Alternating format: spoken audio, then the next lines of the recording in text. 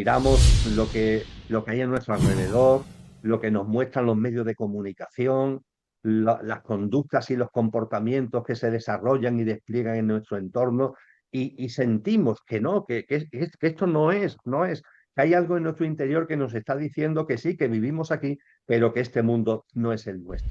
En lugar de luchar contra lo viejo, lleva a cabo una labor creativa y esa labor creativa es crear espacios en nuestra vida personal, en nuestros espacios de relaciones con los demás y en la relación con la vida, con la naturaleza, crear espacios que tengan ya la vibración más alta. Tenemos un cuerpo con todo lo que ello conlleva, físico, emocional, mental, pero no te aferres a ello, no te aferres a tu personalidad, ponla al servicio de lo que realmente eres, ponlo al servicio de tu verdadero yo. Percibo que el grupo reducidísimo, estas 30, 40, no más de 50 personas que dominan el sistema, están postradas ante Satanás.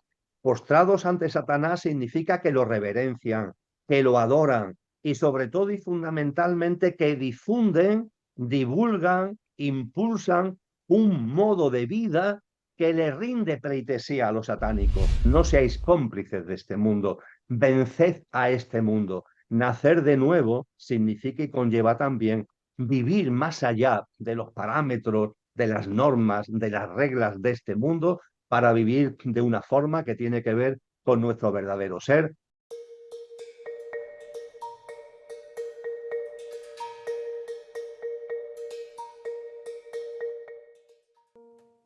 Este espacio es patrocinado por Amar más allá de la vida, carta a mi hijo quien murió para enseñarme a vivir. Un libro escrito por Elizabeth Paral, disponible en Amazon.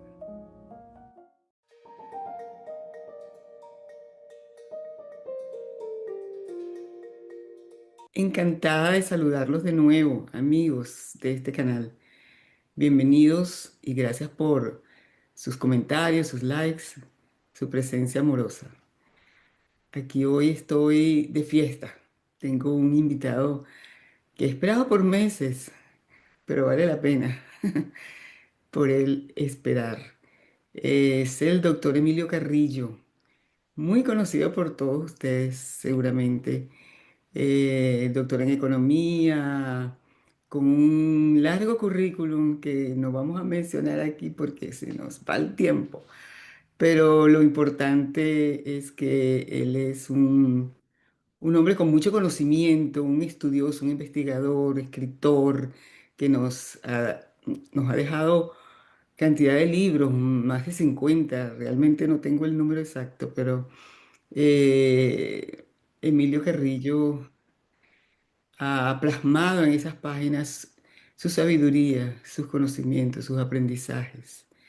Es además un hombre que se dedica a estudiar la actualidad del mundo desde el punto de vista político, social, económico, y nos entrega unos informes conscientes, como él lo llama, trimestrales, fabulosos, donde estamos, bueno, al escucharlos, al leerlos, estamos completamente al día con lo que está sucediendo.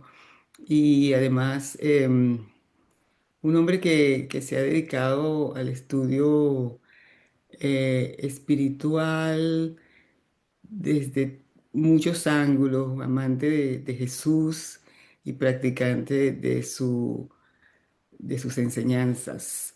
Em, Nada, sin más, aquí está el doctor Emilio Carrillo. Encantada, doctor. Es un honor para mí tenerlo acá. El honor es mío, Elizabeth, de compartir, como tú dices, por fin, después de una espera de unos cuantos meses, pero ya tener la oportunidad de compartir contigo y, claro, también gracias a ti, con todos los amigos y amigas de tu canal. Así que muchísimas gracias. Bueno, sabe que a mí, para los invitados que tengo por primera vez, me encanta escudriñar un poquito en ese personaje chiquito, cuando era el pequeño Emilio, en este caso. Eh, ¿Nos puedes contar algo de ese niño Emilio y porque me llama tanto la atención con con tu actividad diaria. Bueno, ¿cómo sería de niño este Emilio? Pues mira, es fácil de resumir, porque mi infancia fue una infancia muy feliz. Eh, Mi condición de hijo único hizo que mis padres tuvieran la oportunidad de darme una educación que en aquellos tiempos en España no era tan sencillo, y viví en un barrio de trabajadores, un barrio concretamente de los Astilleros de Sevilla. Sevilla, capital de Andalucía, es una ciudad interior, pero el río Guadalquivir es un río grande que hasta Sevilla permite la llegada de buques, la llegada, hay un gran puerto, y allí existía, sigue existiendo, aunque ya no tiene el volumen que tenía en aquella época, unos astilleros. Mi padre trabajaba en esos astilleros y yo vivía en la barriada de los astilleros, lo cual también marcó un poco mi infancia porque era una barriada aislada a las afueras de la ciudad de Sevilla, a una cierta distancia de lo que era la ciudad de Sevilla, y por tanto tuve oportunidad de convivir muy directamente en mi infancia como hijo único, pero convivirla con otros muchos niños. Jugar en la calle, convivir en la calle, era algo habitual, era algo normal. Y yo recuerdo las mañanas de colegio, entre comillas, y las tardes, aparte de hacer los deberes, que en eso mis padres eran muy exigentes, las tareas que encomendaban en el colegio, disfrutar mucho, jugar mucho, y la verdad es que recuerdo mi infancia, eso, como una infancia muy feliz, muy plena, y donde la presencia de Jesús estuvo desde el principio, Elizabeth, desde el principio. Es verdad que a partir de los 15, 16 años, ya cuando terminaba ya los estudios, vamos a llamarle de colegio, de instituto, y ya me planteé lo que eran estudios universitarios. A partir de ahí tuve un dilema porque tenía una vocación religiosa importante y había algo en mí que me llamaba hacia el sacerdocio, hacia ser sacerdote, concretamente misionero claretiano. Yo estudié en el Colegio de los Claretianos, y en paralelo también algo en mí que me decía que había algunas formas, algunas exigencias de esa vida que no estaban hechas para mí, fundamentalmente el celibato desde el punto de vista sexual.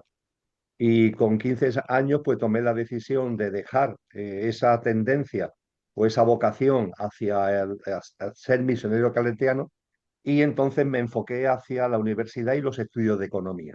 Y a partir de ahí, en mi modesta labor como economista, que también ha tenido una labor académica, docente, como funcionario público, también desde el punto de vista de la actividad política, intenté durante muchos años enfocar esa vocación de servicio público, que me llevaba a la vocación religiosa, enfocarla hacia esas otras actividades. Y llegó un momento en mi vida, y ya concluyo esta especie de mini relato.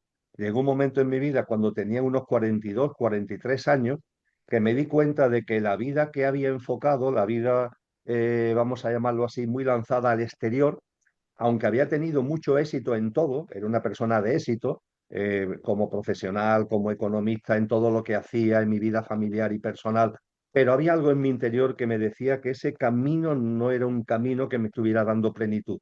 Y a partir del año 2000, 2001, fundamentalmente a apartarme de esa vida, a darle prioridad a temas que tienen más que ver con la conciencia, con la espiritualidad. En el 2009-2010 dejé todo, dejé la actividad docente, dejé la actividad política, dejé todo, y cuando había dejado todo para comenzar una vida nueva, tuve un percance, fue un regalo de la vida, que me provocó una situación límite de experiencia cercana a la muerte. Llegué a morir en un hospital sevillano, y además no solamente fue la experiencia cercana a la muerte, sino que fueron muchos meses, fueron 11 meses de recuperación física para poder volver a llevar una vida, vamos a llamarle normal. Y eso fue un gran regalo. Si yo ya estaba soltando, por así decir, para iniciar una vida distinta, enfocándola modestamente, muy modestamente hacia lo que Cristo denomina el nacer de nuevo, esa experiencia cercana a la muerte, con todo lo que supuso, ese número muy alto de meses de retiro, de silencio, de no poder hacer casi ninguna actividad, todo ello marcó que cuando volví, por así decir, a lo normal en septiembre, octubre del 2011, mi vida había cambiado por completo y ya desde entonces he podido dedicarme a lo que con plenitud mi alma me demanda, ¿no? Que es la actividad espiritual, la actividad consciente, como tú bien indicabas, con esos libros que he ido publicando. Y no digamos ya, cuando la vida me permitió ya, por razón de edad, llegar a lo que aquí en España se llama la jubilación, el júbilo, en el que estoy ahora pronto ya 5 años, con lo que ya todo está enfocado, además en compañía de mi esposa, de Lola, que también comparte exactamente mis mismos intereses y colaboramos y compartimos en nuestra actividad creativa y divulgadora. Y bueno, pues fíjate, empezando por la infancia, te he contado mi vida entera, que me ha llevado a estar aquí contigo en estos momentos, querida Elizabeth. Sí, bueno, esa experiencia cercana a la muerte ha sido difundida en muchas entrevistas que ha dado, pero siento que la presencia de Jesús, que dice que estuvo desde niño en su vida, se hizo aún más fuerte. Esa experiencia cercana a la muerte que tuviste. Wow, no, no la vamos a contar, pero en esencia, tu, tu, tu conexión con Jesús realmente se hizo más patente, más evidente a partir de ahí. Ciertamente, Elizabeth, efectivamente, como está ya muy, lo he compartido en muchos foros, cualquier persona interesada no va a tener problema en acceder a lo que es el detalle, ¿no? De esa ECM que experimenté. Sí es verdad que es una ECM que tiene los patrones de todas las experiencias cercanas a la muerte. Es decir, yo cuando la viví nunca me había planteado, nunca me había detenido en el contenido de las denominadas experiencias cercanas a la muerte.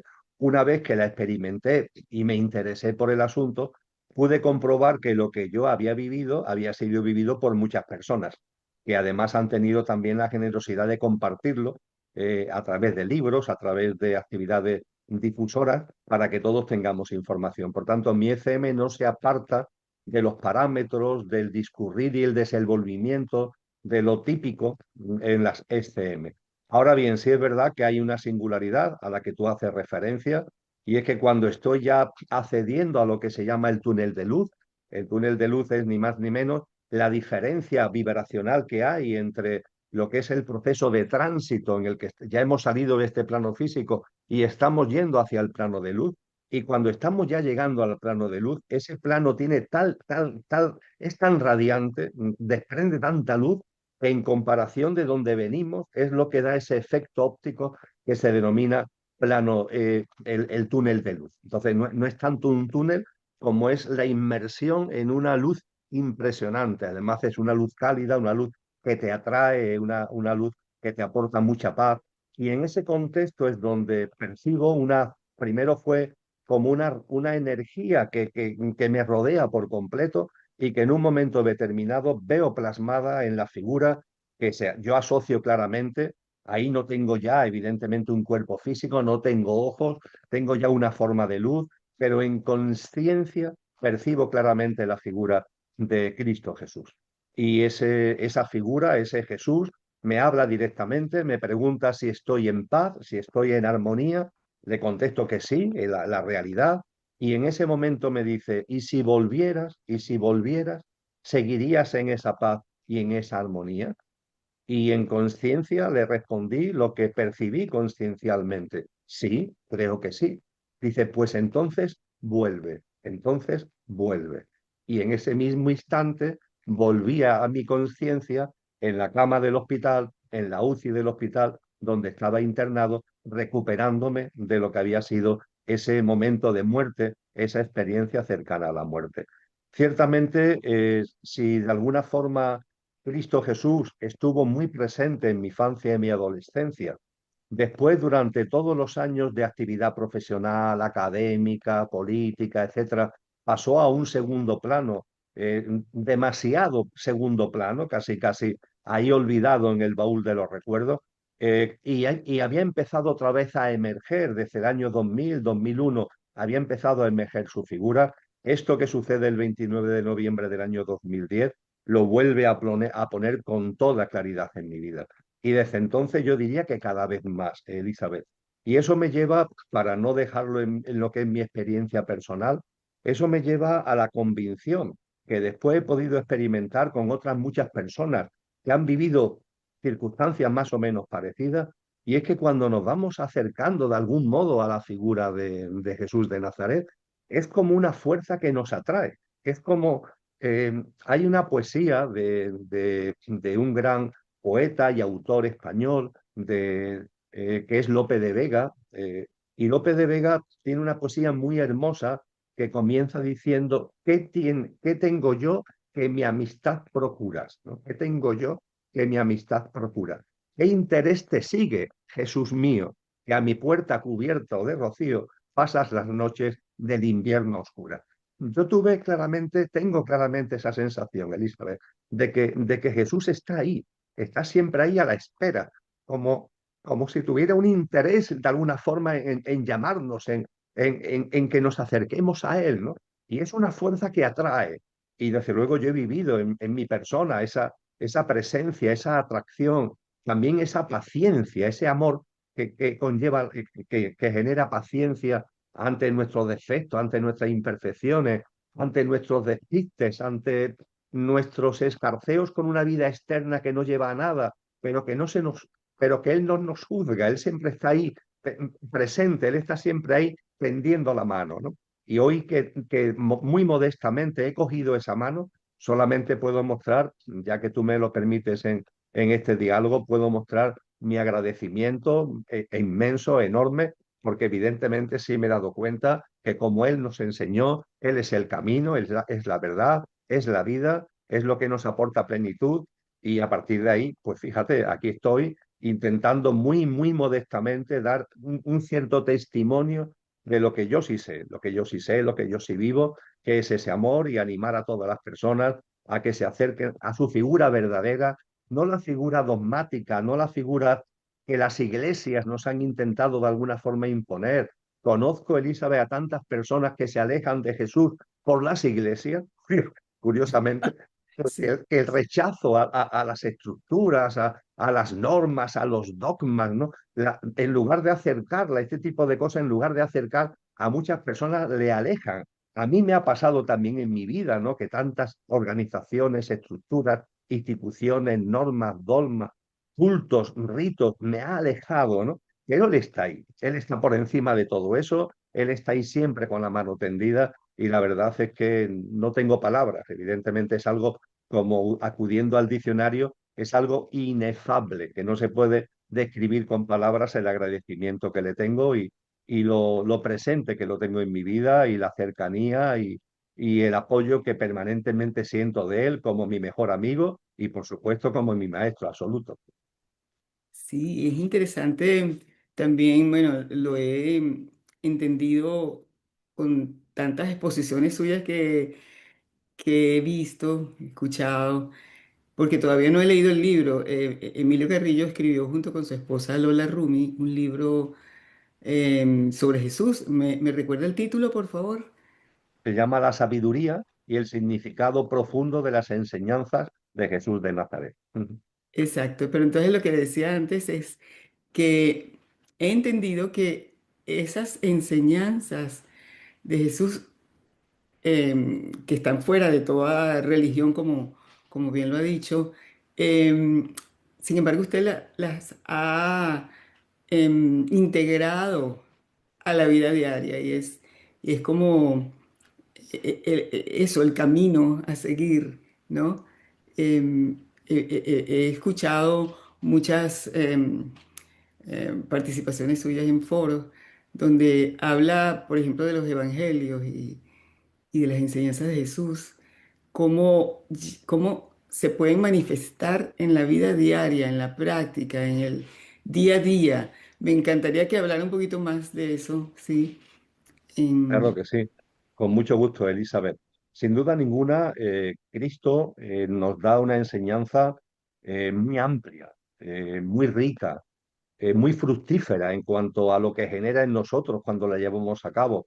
Y creo que se puede condensar en el mensaje que Él realiza en un precioso diálogo que recoge el Evangelio de Juan, el Evangelio de San Juan, en un precioso diálogo que tiene con un rabí judío, con una persona sabia, pertenece al Sanedrín judío, que es Nicodemo. Y Nicodemo era una especie de discípulo secreto o discreto de Cristo. No dio la cara, salvo en el momento de la crucifixión. En la crucifixión, Nicodemo sí aparece en la escena, ya poniendo de manifiesto, ¿no?, su carácter de seguidor de Jesús. Pero antes Disculpe de que lo todo eso, interrumpa. Disculpe. ¿Sí puede retomar donde quedamos, que se había congelado la imagen? claro que sí. Sí, me habías preguntado sobre las enseñanzas de Jesús. Ese es el problemilla, es por lo que tenía la puerta cerrada. No, qué belleza, qué belleza. Pero bueno, Déjelo ahí. ella no molesta, así que estará por aquí haciendo unas cuantas correrías, pero no molesta. Bien, compartía, me habías preguntado sobre cómo de alguna forma hacer mención a las enseñanzas que Jesús nos aporta. Las enseñanzas de Jesús son muy amplias. Todo lo que nos muestra, todo lo que nos enseña, abarca lo metafísico y lo cotidiano de nuestra vida. Pero creo que de algún modo podríamos resumirlo, Elizabeth, en una expresión que él utiliza en un diálogo que tiene con un rabí judío llamado Nicodemo, que era como un discípulo discreto, secreto de Jesús, y que en el momento de la crucifixión sí aparece en escena, ya poniendo de manifiesto que sigue a Jesús. Pero antes de todo eso, cuando se mantenía su acercamiento a Jesús con una cierta discreción, mantienen ambos un diálogo precioso, donde le dice Cristo Jesús a Nicodemo: Nicodemo, hay que nacer de nuevo, hay que nacer de nuevo. Y Nicodemo le pregunta: pero maestro, ¿cómo puedo volver al vientre de mi madre?, dice Nicodemo.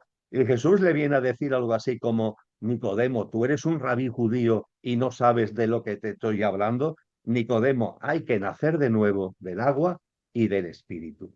Creo que ese nacer de nuevo, Elizabeth, es fundamental.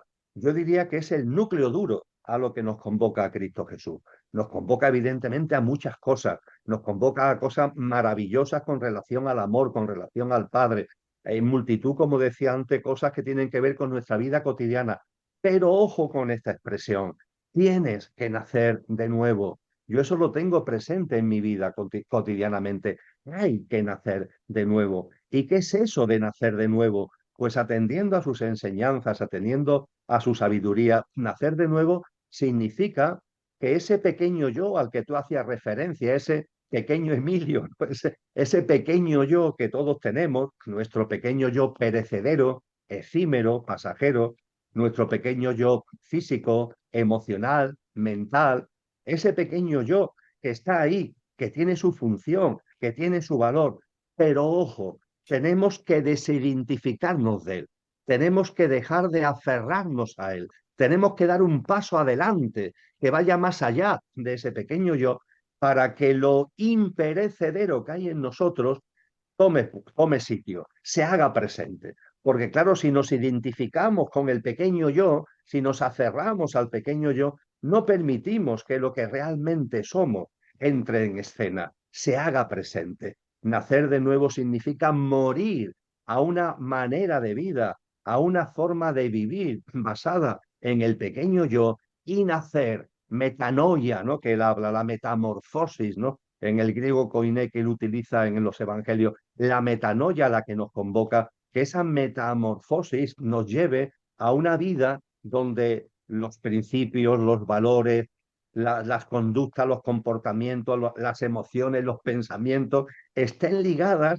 a la presencia de lo que realmente somos, a esa dimensión álmica espiritual que también los textos cristianos del Nuevo Testamento, con Pablo de Tarso a la cabeza, nos lo indican. Sois cuerpo, alma y espíritu. Pues bien, el nacer de nuevo tenemos un cuerpo con todo lo que ello conlleva, físico, emocional, mental, pero no te aferres a ello, no te aferres a tu personalidad, ponla al servicio de lo que realmente eres, ponlo al servicio de tu verdadero yo. Y en ese nacer de nuevo también, y creo que es muy importante, muy especialmente en los momentos que estamos viviendo como colectivamente y cada uno personalmente, en estos momentos de la humanidad, ese nacer de nuevo, además de esta dimensión, vamos a llamarle individual, tuya, de no aferrarte a tu pequeño yo y dar un paso adelante para vivir con la presencia y la coherencia de lo que realmente eres, de lo imperecedero que hay en nosotros.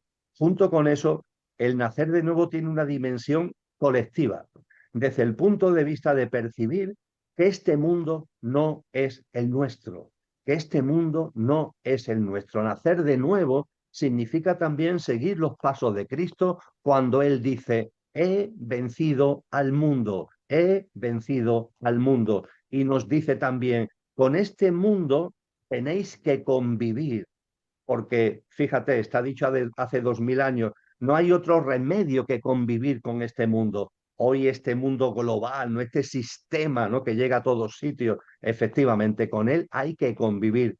Pero ojo, no caigáis en la complicidad con él, porque una cosa nos dice Cristo, una cosa es la convivencia y otra cosa es la connivencia.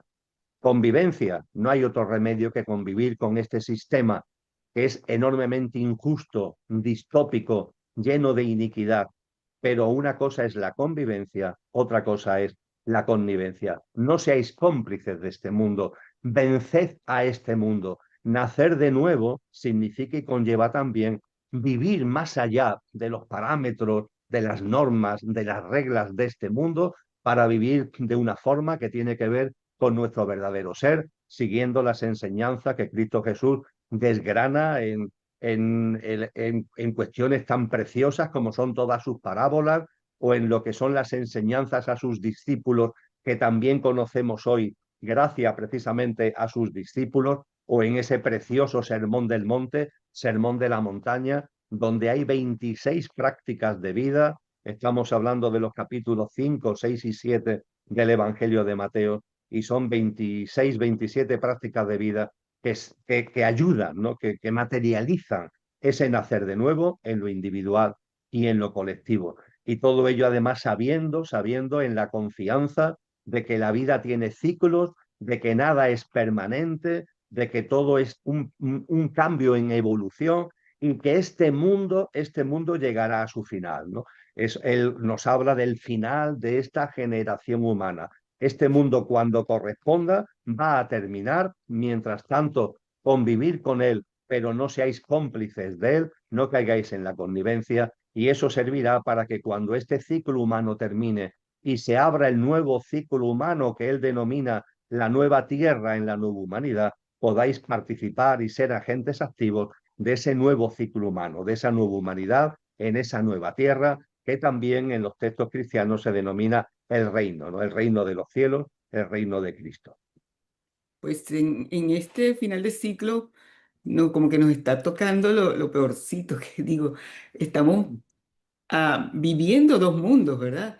Ese que se aproxima y que ya muchos lo perciben y lo integran, y ese otro que se extingue.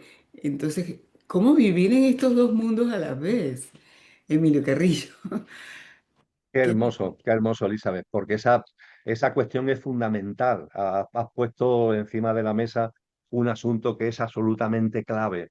Yo creo que somos muchas personas las que tenemos hoy la sensación, la percepción profunda, no ya algo mental, no algo intelectual, que también, ¿no? Pero es algo más profundo, ¿no? De que este mundo no es el nuestro. Miramos lo que hay en nuestro alrededor, lo que nos muestran los medios de comunicación, las conductas y los comportamientos que se desarrollan y despliegan en nuestro entorno y sentimos que no, que esto no es, que hay algo en nuestro interior que nos está diciendo que sí, que vivimos aquí, pero que este mundo no es el nuestro. Eso en primer lugar creo que es importante que lo subrayemos porque no estamos locos, no estamos locos. Yo me encuentro en particular esto, me lo encuentro en todas las edades, Elizabeth, en todas las edades. Pero tú sabes que yo comparto mucho con personas jóvenes, doy de la única labor docente que mantengo es en tema de posgrados y de algunos máster en espiritualidad y conciencia, con personas que están entre los 22, 25, 30, 35 años, y muchas de ellas me dicen, pero Emilio, es que yo percibo que este mundo no es el mío y le digo, maravilloso, te aplaudo, bienvenida. o bienvenido. Claro que sí, es que este mundo no es el nuestro. Claro, la sociedad, cuando una persona joven dice, es que este mundo no es el mío, la sociedad, ¿qué es lo que hace? La intenta convencer que sí, de que este mundo sí es el suyo. Lo intenta o la intenta convencer. Y claro, la persona se encuentra que percibe que este mundo no es el suyo, pero la familia, los amigos, en los medios de comunicación, las instituciones, todos le dicen, sí, sí, este mundo sí es el tuyo, no te vuelvas loco, no te vuelvas loca, este mundo sí es el tuyo. Pero claro, es que hay algo muy fuerte dentro que te está diciendo, pues no, este mundo no es nuestro. Bueno, pues fíjate, hace 2000 años Cristo Jesús nos dijo, este mundo no es el nuestro. Y si lo percibes, no estás loco, no estás loca. Está empezando a tomar, precisamente, a tomar cordura, a tomar conciencia. Y cuando eso, como tú muy bien preguntabas, cuando eso lo empezamos a sentir, ¿qué hacemos? Punto uno, no luches contra el mundo que no es el tuyo, porque también por los parámetros de este mundo viejo, de este mundo anquilosado, cuando percibimos que algo no es, nos resistimos y nos enfrentamos, ¿no? Y confrontamos y luchamos contra. Cristo nos dice, no, el camino no es ese. El camino no es luchar contra lo viejo. Si lo viejo va a caer, no te preocupes. Lo viejo, este sistema, este mundo caduco, va a caer exactamente cuando corresponda. Confía, confía. Hay ciclos, todo el universo entero está lleno de ciclos. Esta generación humana, este sistema, este mundo va a terminar exactamente cuando corresponda. Es como si nos estuviera diciendo, eso déjamelo a mí, eso déjamelo a mí. Tú no te metas en eso, no te preocupes. Esto va a terminar y va a terminar exactamente cuando corresponda. No te opongas, no te resistas, no te abrumes, tampoco caigas en el victimismo ni en el derrotismo. Confía, confía. Y junto con esa confianza, en tu vida cotidiana, intenta ya poner semilla de la nueva humanidad.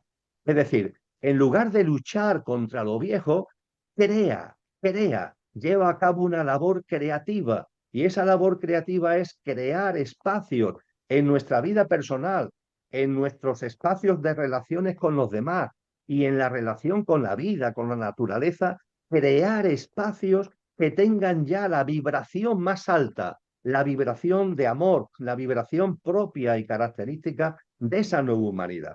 Y eso es lo que yo muy modestamente, Elizabeth, intento hacer en mi vida cotidiana. Me doy cuenta que este mundo no es el mío, tengo conciencia de que debo nacer de nuevo muriendo a una vida basada en el pequeño yo para vivir con la presteza y la presencia de lo que realmente somos, y con relación a este mundo distópico, lleno de iniquidad, etcétera, etcétera, no lucho, no me resisto contra él. Todo lo contrario, tengo mucha compasión, porque hay mucho sufrimiento, porque hay mucho dolor, y esa compasión la intento llenar de amor modestamente desde mi alma y desde mi corazón. Y junto con esa no resistencia, junto con no esa lucha, el crear espacios que tengan esa nueva vibración. Fíjate, muy, muy humildemente, tú y yo estamos creando aquí un espacio que tiene que ver con esa nueva humanidad. Estamos hablando en una clave, estamos hablando con una frecuencia de amor, de compasión, de llamada a nuestro verdadero ser, que tiene que ver con esa nueva humanidad, que eso, todo esto lo plasmará plenamente, eso está más que anunciado por Cristo, por todos sus discípulos, esa nueva humanidad en la nueva tierra plasmará plenamente todo lo que nuestro corazón y nuestra alma anhela, estará plasmado, pero ya ahora, ya aquí, ahora, tenemos la responsabilidad de ir generando esos espacios relacionados con la nueva humanidad y con la nueva tierra en nuestra práctica cotidiana y en nuestro compartir diario. Y ya estamos escuchando esos signos del tiempo del que hablaba Jesús. Estamos escuchando em, con todos los acontecimientos que están sucediendo que ese final de ciclo se acerca, ¿verdad, Emilio? Da la sensación que sí. Él nos dice en el Evangelio de Mateos capítulo 24, él le dice a sus discípulos, que también somos nosotros, él les dice, nadie sabe ni el día ni la hora. Nadie sabe ni el día ni la hora, solo lo sabe el Padre que está en los cielos. Es decir, No tenemos que entrar en cavilaciones de cuándo va a ser el momento. Hombre, podemos estudiar, ¿no?, la información que nos han dado grandes almas encarnadas para tener como una idea.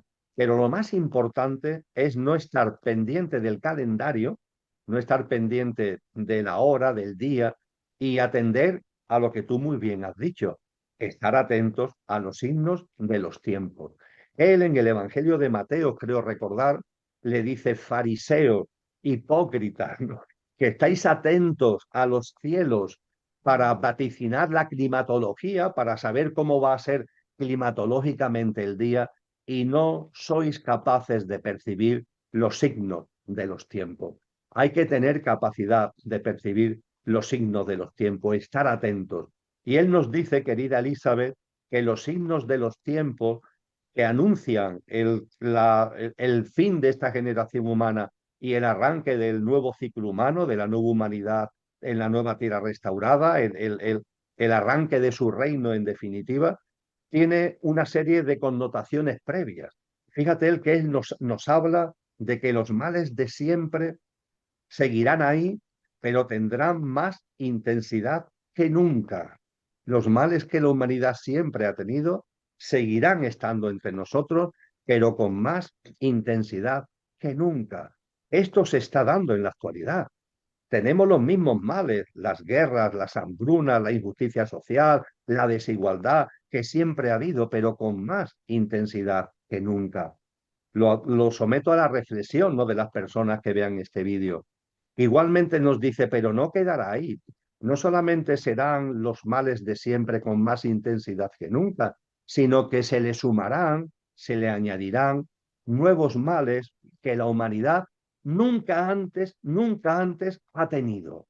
Oye, vamos a mirar nuestro espacio, el mundo en el que vivimos. Eso se está dando. Estamos viviendo una serie de circunstancias que, ante la distopía en la que estamos, en principio podrían ser muy válidas, pero que, como esta fragancia distópica de este mundo lleno de iniquidad, todo lo contamina. Fíjate las tecnologías. Las tecnologías son maravillosas. Aquí estamos tú y yo utilizándolas para este diálogo que estamos manteniendo, pero creo que somos conscientes que el sistema, el mundo, cómo está utilizando las tecnologías para dominar, para controlar, para monopolizar, para tenernos permanentemente como computados, ¿no?, moviéndonos ahí como si fuéramos algoritmos que controlan o que intentan controlar. Es un ejemplo de un mal que nunca antes ha habido y que ahora sí existe. Todo lo que conlleva la manipulación genética utilizada de manera perversa. Hay un listado largo de males que nunca antes ha habido y que lo tenemos actualmente. Él nos dice igualmente que ojo, porque se configurará un momento determinado donde los poderosos de este mundo, los que mueven esta dinámica y este sistema, harán una proclamación de paz y de seguridad. Y que cuando esa proclamación de paz y seguridad se produzca, será todo menos paz y seguridad. Cuando leo esto y reflexiono, me acuerdo inmediatamente de lo que hoy está en avanzado proceso de configuración, un nuevo orden mundial del que ya se habla abiertamente, que hace ya unos cuantos años, en el 2015, se puso como una fecha para la configuración de ese nuevo orden mundial en el año 2030 con la famosa Agenda 2030, ¿no? Y cómo se ha ido poco a poco avanzando y se sigue avanzando en estos momentos hacia la configuración de un nuevo orden mundial. Es el que el sistema quiere, el que el sistema desea para anquilosarse, para seguir extraviando almas, para que cuando llegue el momento de la nueva humanidad, el propósito de ellos, involutivos, con creencias involutivas, es que el menor número de almas posibles participemos en esa nueva humanidad, estemos en condiciones espirituales y conscienciales de participar en esa nueva humanidad. Y el nuevo orden mundial es el caldo de cultivo idóneo para ellos, para extraviar a nuestras almas, ¿no? Y cuando vemos ese nuevo orden mundial en avanzado proceso de configuración, debemos estar atentos a que habrá un momento, fíjate que estamos en medio de distopía absoluta, removimientos, conflictos, convulsiones, pues habrá un momento, Elizabeth, en donde ellos digan: ya está, ya está. Ya hemos conseguido el esto, el aquello, ya por aquí o por allá, ya hemos conseguido unos acuerdos, ya hemos conseguido un contexto, un escenario en el que la paz, la seguridad ya está garantizada. Pues bien, cuando llegue ese momento, debemos estar atentos y debemos ser conscientes de que no habrá paz ni habrá seguridad. El nuevo orden mundial en avanzado proceso de configuración es un orden de desorden global. Es decir, detrás del nuevo orden global, del nuevo orden mundial, se esconde el desorden global. Con lo que fíjate, los males de siempre con más intensidad que nunca, nuevos males que nunca antes ha habido y que ahora sí aparecen, la configuración de un nuevo orden que prometerá paz y seguridad cuando será todo lo contrario. Y en ese contexto igualmente creo que tenemos que tener muy presente la aceleración del tiempo, Elizabeth, la aceleración del tiempo. Porque cuando él dice no sabe, nadie sabe ni el día ni la hora, hace referencia a algo muy importante. Y es a que cuando hablamos del tiempo, eso en aquella época se conocía bien, la sabiduría de la Grecia clásica lo había plasmado maravillosamente. Hay dos tiempos, hay dos tiempos. Hay un tiempo que es el tiempo material, el tiempo del calendario, el tiempo del cronómetro. Los griegos antiguos lo llamaban crono, de ahí viene lo de cronómetro, el tiempo material, en cualquiera de sus vertientes de lo que nos habla la ciencia, el tiempo relativo, el tiempo absoluto, el tiempo material en definitiva, cronos, pero hay otro tiempo. Y el otro tiempo es kairos, le llamaban los griegos, el tiempo espiritual, el tiempo espiritual. Y el tiempo espiritual está como agazapado, está como en segunda línea, pero cuando se acerca un gran cambio de ciclo, el tiempo cronológico pasa a un segundo plano y quien toma el protagonismo es el tiempo espiritual. Cronos pasa a un segundo plano cuando nos vamos acercando a un gran cambio de ciclo y el tiempo espiritual es el que toma el mando. Y el tiempo espiritual conlleva aceleración, cosa que con Cronos no es posible, porque el cronómetro, el calendario es monótono, es lineal, es repetitivo. El tiempo, sin embargo, espiritual no funciona así. Como tiene que ver con el cambio de ciclo, tiene una tendencia de aceleración. Pregunta que me hago a mí mismo todos los días, que te hago a ti, que le hago a todas las personas que están compartiendo con nosotros en este vídeo. ¿No percibimos que el tiempo se ha acelerado? ¿No percibimos Absolutamente. que las semanas, los meses, los años pasan volando? Y vuelvo al tema de los jóvenes, Elizabeth, porque cuando yo empecé a percibir esto, digo, bueno, puede ser la edad. Puede ser, como ya peino canas, peino relativamente, peino poco, pero en fin, lo que peino hay muchas canas, puede ser que sea una percepción de que como ya tengo muchos años, pues voy teniendo la percepción de que el tiempo va más rápido. Pero aprovechando estos foros que antes te comentaba docente con gente joven, se lo pregunto a ellos y a ellas, oye, os puede parecer una locura, pero entre vosotros, ¿quién percibe que el tiempo se está acelerando? Que pasa más rápido, los días, las semanas, los meses, los años.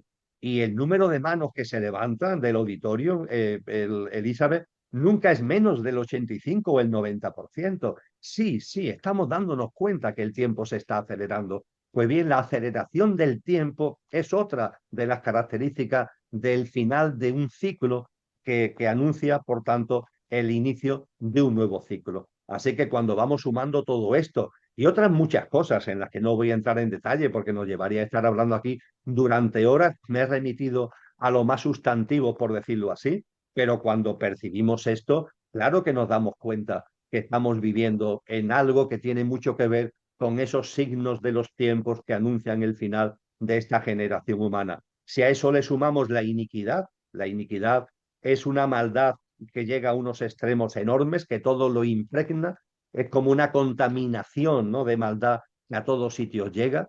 Vemos que la sociedad está muy corrupta en lo personal y en lo colectivo, porque muchas veces hablamos de la corrupción de lo institucional, pero no nos miramos a nosotros mismos. ¿Dónde está nuestro corazón?, nos pregunta Cristo Jesús, ¿no? ¿Dónde está tu tesoro? Porque donde esté tu tesoro estará tu corazón. Y hay tanto interés por lo material, por el dinero, por lo puramente efímero y superficial. Hay tanto interés por esto que olvidamos lo realmente importante, Entonces hay una iniquidad, una fragancia, que no es una fragancia agradable precisamente, que todo lo impregna. Y además la muerte de Dios es otra de las características de este cambio de ciclo en el que estamos. Y es que el sistema, este mundo, intenta por todos los medios expulsar de nuestra vida, en lo personal y en lo colectivo, lo trascendente. Esto fue lo que Friedrich Nietzsche, en la transición del siglo XIX al siglo XX, llamó la muerte de Dios, que no es que estrangulemos a Dios, no es que matemos a un señor de barba blanca, sino que es la entrada en una dinámica donde todo lo que tiene que ver con lo genuinamente espiritual, con lo trascendente, se expulsa,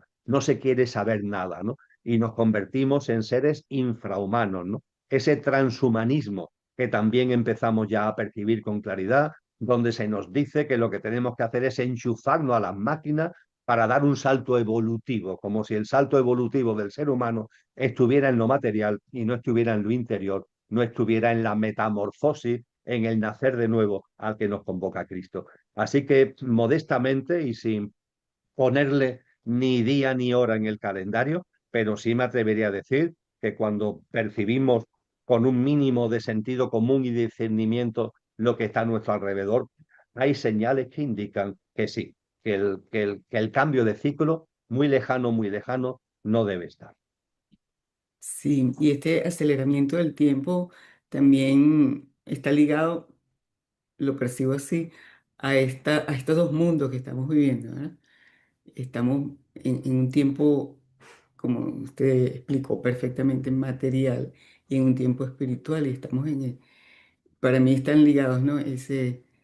Está ligado ese aceleramiento de tiempo para un poco a esto de los dos mundos que estamos viviendo. Y también me parece interesante, porque una de las cosas que me impresionó mucho de un informe consciente de estos que Emilio Carrillo expone cada 3 meses, que lo dijo tan contundentemente, no sé si fue a finales del año pasado, a principios de de que este mundo, la élite que gobierna este mundo, que es un puñado de gente, como bien lo ha explicado, eh, no está sometido a Satanás. Cuando yo escuché eso, dije, wow, ya va, a ver, ¿qué es esto? Em, Podría un poquito ahondar en esto, ya estamos un poco en la hora, pero es algo que a mí me llamó mucho la atención escuchar, ¿no? Perfecto, intentaré hacerlo de una forma muy resumida, pero que no pierda ningún contenido fundamental. Cuando hablamos de este mundo y de este sistema, tenemos que ser conscientes de que este mundo, este sistema está dominado por una serie de personas. Concretamente, las personas que dominan la economía, el sistema socioeconómico, a través del sistema socioeconómico dominan todo lo demás. Dominan el entramado político institucional, controlan y dominan lo tecnológico y lo militar, influyen decisivamente en lo que es la educación, la cultura, tienen bajo su poder los medios de comunicación. Es decir, hay un grupo de personas que dominando el sistema socioeconómico dominan el sistema en general. Punto segundo, ese número de personas es muy reducido, son muy pocas personas. Y esto puedo decirlo con contundencia porque es un tema que he analizado con detenimiento. En el libro Prognosis del Horizonte Venidero, que publiqué en febrero del año 2025, y preparando un nuevo libro que saldrá a finales de este año, que tiene como título precisamente Los signos de los tiempos, lo que he hecho como economista es irme a las fuentes de datos oficiales y comparar los grandes patrimonios personales. ¿Quiénes son los que tienen mayores fortunas en el planeta? Las grandes fortunas familiares. Igualmente, los paquetes accionariales de las grandes corporaciones, las megacorporaciones que se mueven por el mundo haciendo y deshaciendo. Y también los que controlan los paquetes accionariales y la dirección de los denominados megafondos de inversión. Hay que tener en cuenta que el mayor de ellos, BlackRock, él solo gestiona activos por 13 billones de dólares. Es decir, es más, él solo, un solo fondo tiene el 12-13% de todo lo que supone la economía mundial. Y si cogemos los 10 mayores fondos de inversión, ya estamos hablando del 60% de lo que se mueve en la economía mundial. Cuando los patrimonios personales, los patrimonios familiares, los paquetes accionariales de las megacorporaciones y los fondos de inversión, cuando todo eso lo mezclamos, es fácil llegar a la conclusión, Elizabeth, de que no hay más de 40 o 50 personas. No creo que sean más de 30 o 40 los que realmente manejan el sistema. Con lo que estamos en un sistema dominado por un grupo reducido de personas, y ese grupo reducido de personas son muy pocas personas. A partir de ahí me voy a las enseñanzas de Cristo. Y Cristo nos dice con toda claridad, el gobernante de este mundo es Satanás, es Satanás. Fíjate que cuando él le habla a sus discípulos ya en la fase final, él le dice, yo me voy a ir, os seguiré acompañando, siempre estaré con vosotros, pero no voy a estar físicamente como estoy ahora con vosotros. Y al hablarle a sus discípulos nos está hablando a todos los que actualmente queremos humildemente ser sus discípulos. Y él nos dice, yo no estaré físicamente con vosotros y os dejo con el gobernante de este mundo, que es Satanás, el gobernante de este mundo. Incluso las iglesias hoy le cuesta trabajo hablar de esto, querida Elizabeth, incluso a las iglesias.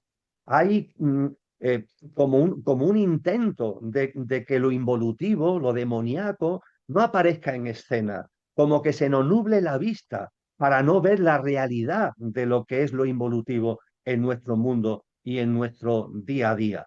Es más, fíjate, incluso el Padre Nuestro. Cuando se estudia el Padre Nuestro en el capítulo 6 del Evangelio de Mateo, el Padre Nuestro lo enseña Cristo en el Sermón de la Montaña, en la segunda parte del Sermón de la Montaña. Y cuando se lee en griego koiné, el Padre Nuestro no termina diciendo, como hoy dicen muchas iglesias, y líbranos del mal, amén. No, dice, y libéranos del maligno, y libéranos del maligno, amén. No del mal, del maligno. Hay como una influencia para tapar eso, para que no se vea. ¿Y por qué hay tanto interés en que no se vea? Dicho muy coloquialmente, es muy coloquial lo que voy a decir, Elizabeth, creo que así lo vas a entender tú y todas las personas que siguen tu canal. Yo diría que dicho coloquialmente, el mayor fracaso de Dios es que no se crea en él. Ese sería el mayor fracaso de Dios, que no se crea en él. Pues bien, el mayor éxito de Satanás es que no se crea en él. Lo que para Dios es el mayor fracaso, para él es el mayor éxito, porque él quiere estar en el anonimato, en la bambalina, para hacer, para deshacer, para confundir, para extraviar, para engañar. Y hay una escena donde también aparece Cristo en primera persona, que está recogida en varios evangelios, que es en el momento en el que Cristo Jesús se retira durante 40 días al desierto. Y estando Cristo Jesús retirado en el desierto, nos narran los evangelios que le llega a Satanás y Satanás habla con Cristo. No estamos hablando de una alucinación. Cristo Jesús no está teniendo una alucinación, tiene delante a esa figura, que es una figura espiritual, pero que ha caído vibracionalmente, ¿no? Y esa figura espiritual le dice a Cristo Jesús, lo intenta sacar de su camino, por decirlo de alguna manera. Y para sacarlo de su camino, una de las cosas que le dice es, te ofrezco todos los poderes y riquezas de este mundo. Te ofrezco todos los poderes y riquezas de este mundo. Es el ofrecimiento que le hace Satanás a Cristo Jesús. Y Cristo Jesús le dice que no. Y Satanás le dice, si te postras ante mí, tendrás todos los poderes y riquezas de este mundo. Cristo le dice que no. Barrunto, percibo cada vez más claramente, Elizabeth, que ha habido personas que le han dicho que sí, que están postradas ante él.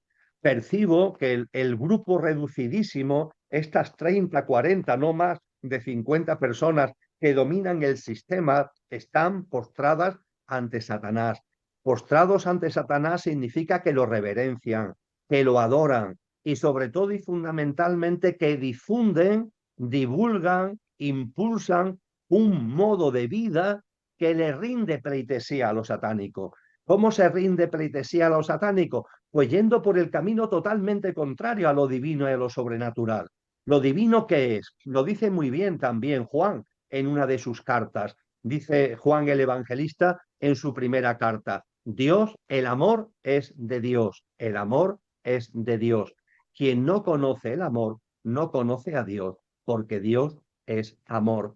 El camino de lo divino, el camino que nos enseña Cristo, el camino de la verdadera espiritualidad es el amor.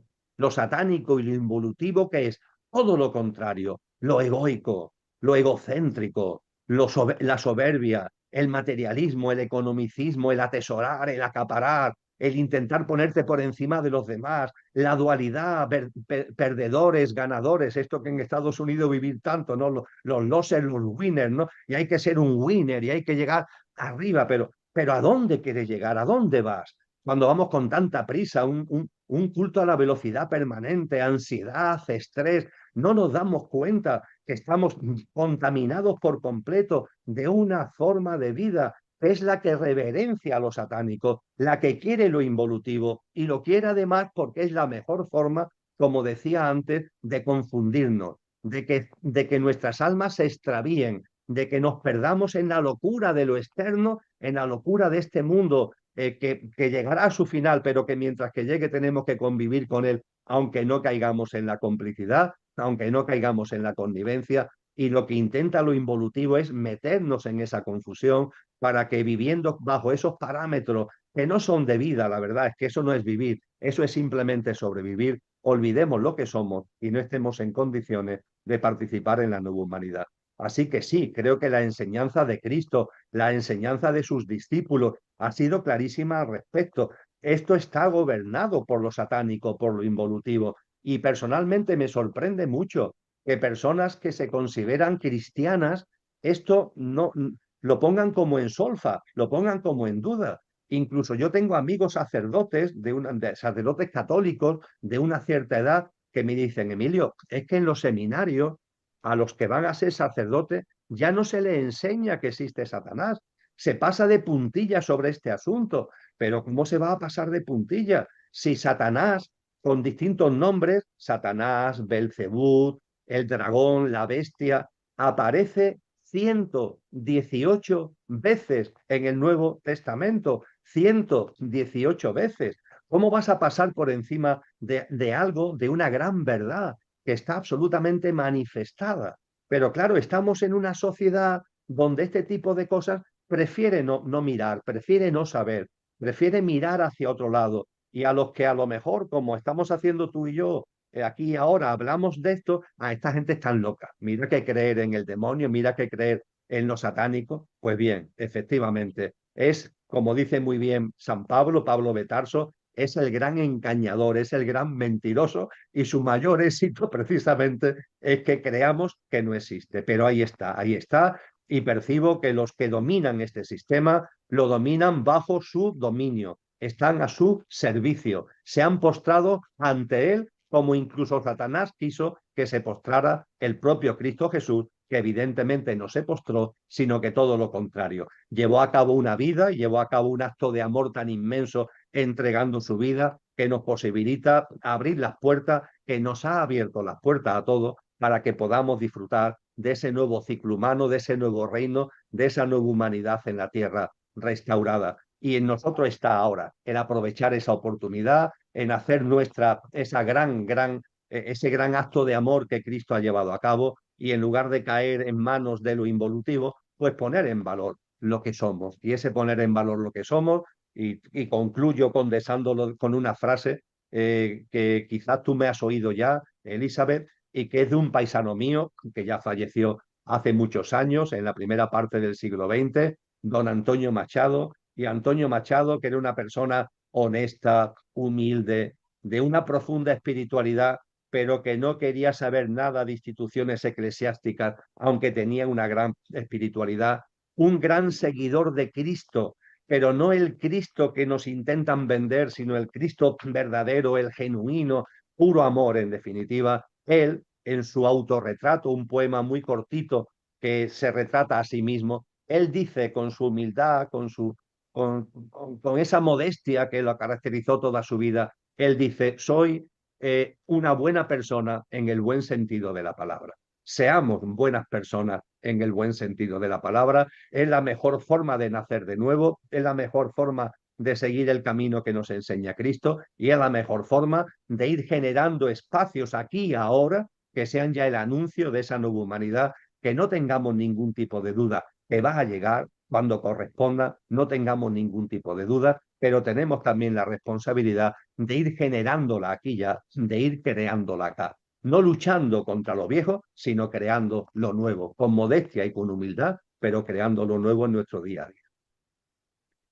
Pues me ha complacido mucho esta conversación con esta buena persona, en el buen sentido de la palabra, Emilio Carrillo. He dejado un tema fuera que, bueno, ojalá que nos podamos volver a encontrar, que es el tema de la muerte, que me toca profundamente y que he investigado también. Y bueno, es un poco el origen de este canal. Eh, pero bueno, ya estamos llegando, ya llegamos a la hora.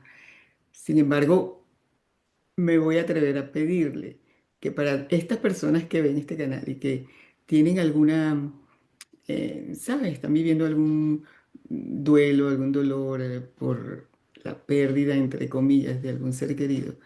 Entonces, me atrevo a pedirle unas palabras para esas personas, para terminar.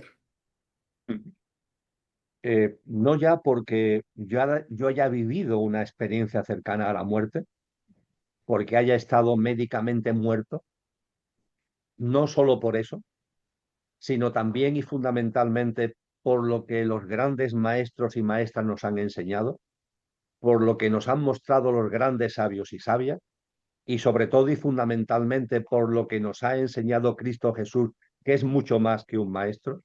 Me atrevo a afirmar con contundencia que la muerte es un imposible. La muerte es un fantasma de la imaginación humana. No es posible que muramos. El ser que somos no puede morir. Es verdad que el ser que tú eres, Elizabeth, el ser que yo soy, ahora están encarnados, me lo ejemplifico en mí, en este tal Emilio. Y este tal Emilio, este pequeño yo, es verdad que va a fallecer cuando corresponda, cuando llegue la hora, no tengo ninguna prisa, pero en fin, también estoy ligero de equipaje, cuando llegue, llegará. Este tal Emilio, todos los Emilios van a fallecer, todos los personajes están llamados a fallecer. El ser que somos, no. El ser que somos es lo que está encarnado en este coche. Es el conductor que encarna en el coche para experienciar la vivencia humana. Y la muerte no existe.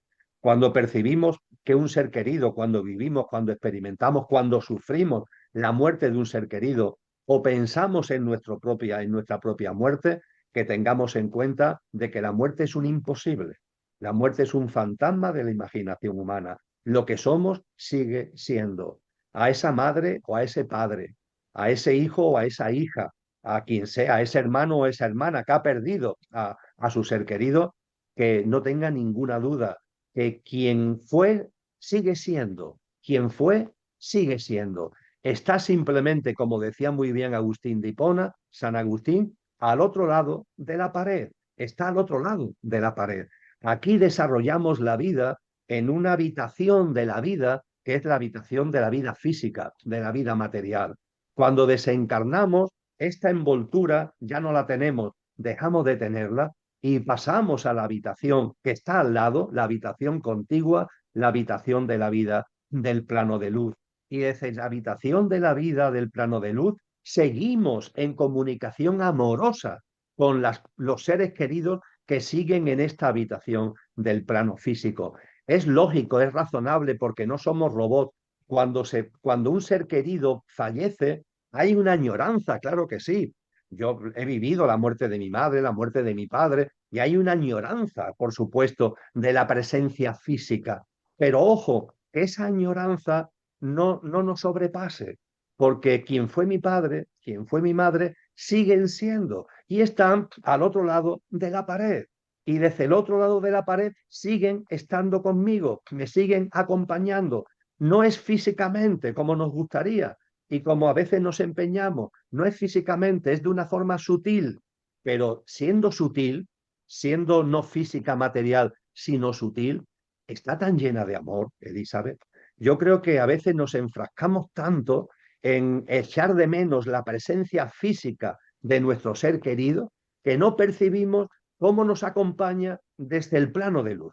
Estamos tan empeñados en lo físico, en lo material, que hay también que nacer de nuevo, también en esto tiene que ver el nacer de nuevo del que hemos hablado, para darte cuenta de que ese acompañamiento, esa presencia sigue estando ahí. Claro que están ahí, claro que nos aman, están sin envolturas, por eso ya no pueden estar contigo aquí, porque ya no tienen envoltura física. Se han liberado, entre comillas, de la envoltura, han vivido con envoltura lo que tenían que vivir y ya lo han experimentado y ahora están sin envoltura. De ese ser sin envoltura tienen capacidad amorosa para estar con nosotros, una presencia muy sutil, de alta vibración, muy hermosa, muy amorosa, que deberíamos encender el móvil del discernimiento para percibir que es así. Entonces, mi consejo modesto, desde luego, como hipótesis para la consideración de todos nuestros amigos y amigas que vivan o hayan vivido o vayan a vivir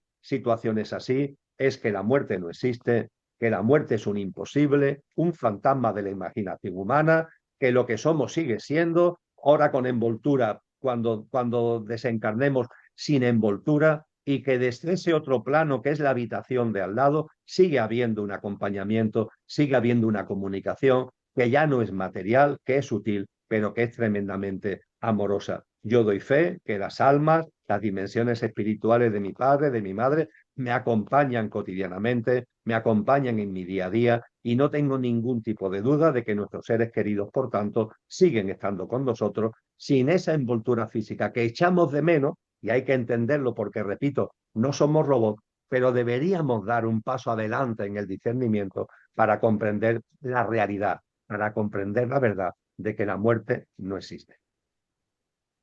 Bueno, cerramos con broche de oro. Muchísimas gracias, Emilio. La verdad es que, bueno, ya sabes lo complacida que estoy, se lo he reiterado varias veces y bueno, espero tenerlo pronto. O no sé si pronto, cuando sea, pero volvernos a encontrar por este espacio. Muchas Muchísimas gracias. gracias, Elizabeth, que así sea. Muchas gracias de corazón y de alma. Disfruta de todas mis entrevistas de la serie Amor en Acción aquí en mi canal de YouTube, donde puedes suscribirte y activar las notificaciones. Visita mis redes sociales en los links que comparto aquí, donde hay contenido que seguramente serán de tu interés.